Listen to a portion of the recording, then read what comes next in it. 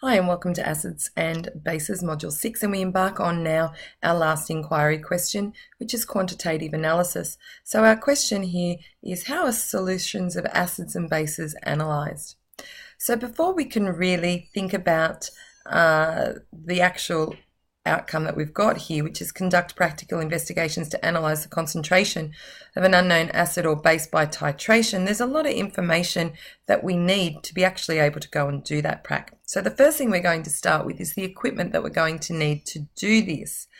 So you would have seen these volumetric flasks when we were preparing standard solutions earlier in the Year 11 course. And this volumetric flask is used to prepare up our standard solutions, which again, you've already done in the Year 11 course. So if I was going to make up a solution of sodium carbonate, I would accurately weigh a mass of that standard, and then I would need to dissolve it in our distilled water up to a specific volume. And you can see on this picture here, but also the equipment that we've got in the lab, that there is a line there that we need to fill up to.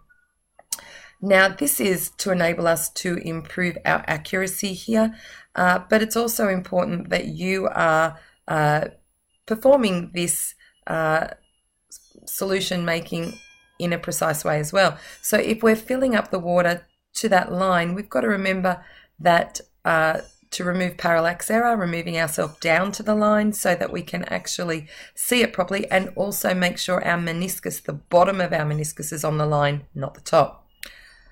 So then we have this piece of equipment, which is our burette. So a burette is a narrow tube you may have seen before, and it delivers accurate volumes. It starts with a 0 at the top, so we tend to fill our solution all the way through into the solution, fill it up to the 0. We might open up the lock a bit to allow some solution to go through, close the lock and top it back up to 0 at the top.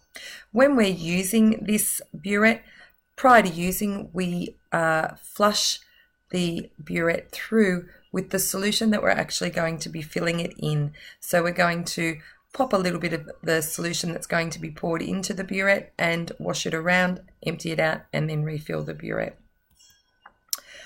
And again, you've used these before when preparing your standard solutions in our Year 11 course, and this is our pipette.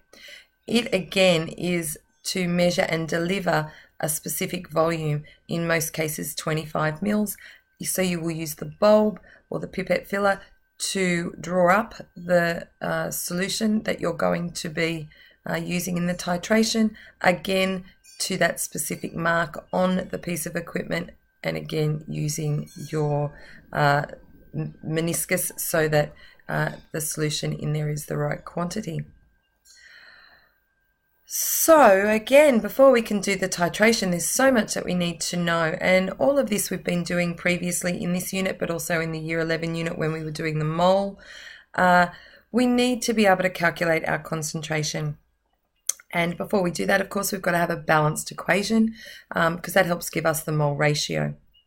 We're also going to need to know how to calculate the amount of solid that we've got in moles. So we need to be able to use our formula here. Moles is equal to mass over molar mass.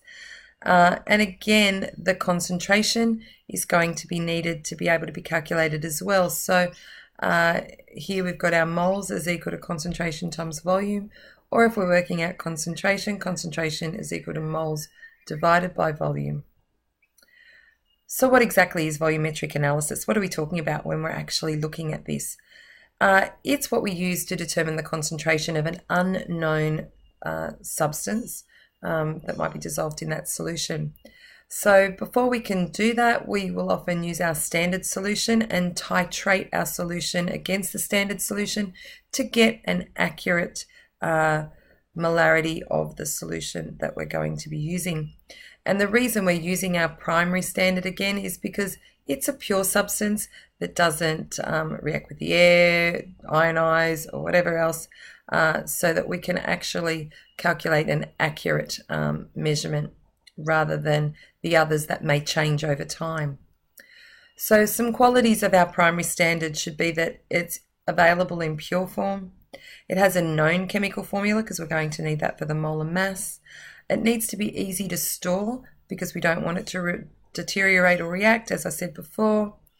we usually want it to have a high molar mass, and the reason for that is, again, that higher molar mass is reducing our error when we're weighing, and we want it to be inexpensive.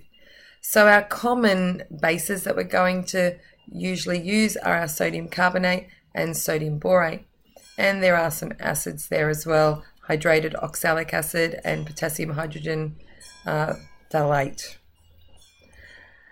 So how do we make that standard solution? You've done this before in the Year 11 course. So what I want you to do is go back into your notes, and I want you to write down the instructions for how to make that standard solution.